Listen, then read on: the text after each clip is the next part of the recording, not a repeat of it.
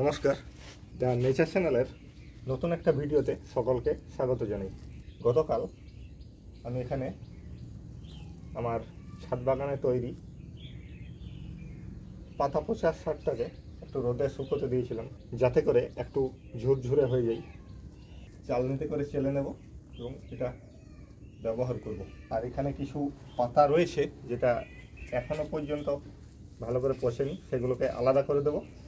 বেশ কিছু পাতা রয়েছে, এগুলো ভালো করে এখনো পচেনি, এটাকে আবার আমি পচানোর জন্য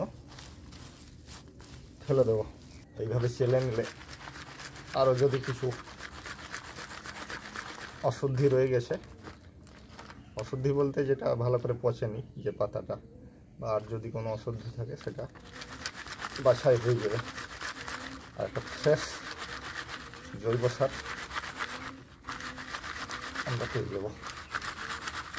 এটা আবার কিছুদিন পর সার হয়ে যাবে। শীতকালে সার তৈরি করতে একটু সময় লাগে, এটা গ্রীষ্মকাল বা বর্ষাকাল হলে খুব সহজেই হয়ে যায়।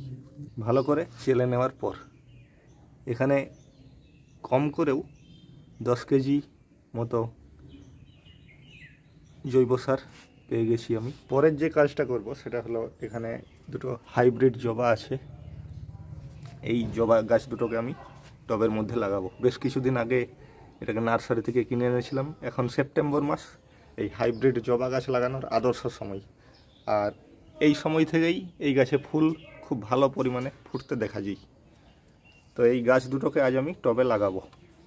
যেহেতু ছোট ছোট গাছ, তাই ছোট টবেই প্রথমে গাছ দুটোকে লাগাবো।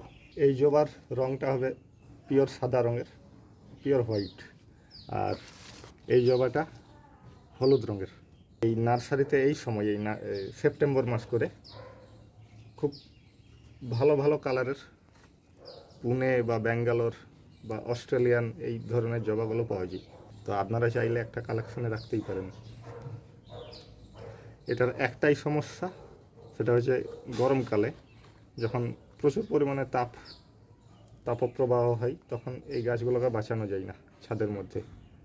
তখন যদি একটু হালকা ছাওয়ার মধ্যে রাখা যেতে পারে গাছগুলো, তাহলে কোনো সমস্যা হয় না। এখানে মাটি নিয়েছি, নর্মাল মাটি বাগানের, আর এটা হচ্ছে কোকোপিট। খুব সামান্য পরিমাণ নিয়েছি, যদি আপনাদের কাছে না থাকে নেওয়ার দরকার নেই। এই সার দিয়ে ভালো করে মিক্স করে মাটিটাকে আমি তৈরি করব। তো তৈরি করে আমি গাছগুলোকে লাগাচ্ছি। এখানে দুটো টব, ছোট ছোট টব আমি নিয়েছি। টবের যে ছিদ্র রয়েছে, সেই ছিদ্রে এই যে একটা ঢেউ খেলানো খোলামকুচি দিয়ে দিলাম, এখানেও দেওয়া আছে। আর এই যে মাটিটা আমি তৈরি করে নিলাম, এবারে গাছ দুটোকে লাগাবো। প্রথমে খুব আস্তে করে গাছ দুটোকে এই পলি ব্যাগ থেকে বের করে নিতে হবে। চাইলে আপনারা কেটেও দিতে পারেন এই পলি ব্যাগটাকে, যাতে করে গাছটার কোনো ক্ষতি না হয়। আমার মনে হচ্ছে পলি ব্যাগটাকে কাটতে হবে। গাছগুলোর মাটিটা একটু এঁটেল ধরনের, তা হালকা করে এই মাটিটাকে তুলে নিতে হবে,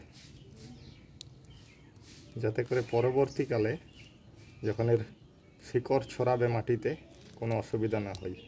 এইভাবেই ছোটো টবে কিছুদিন আমি রেখে দেবো।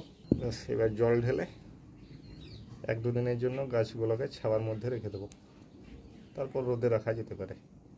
এই ছিল আজকের ভিডিওটা এখানেই শেষ করলাম।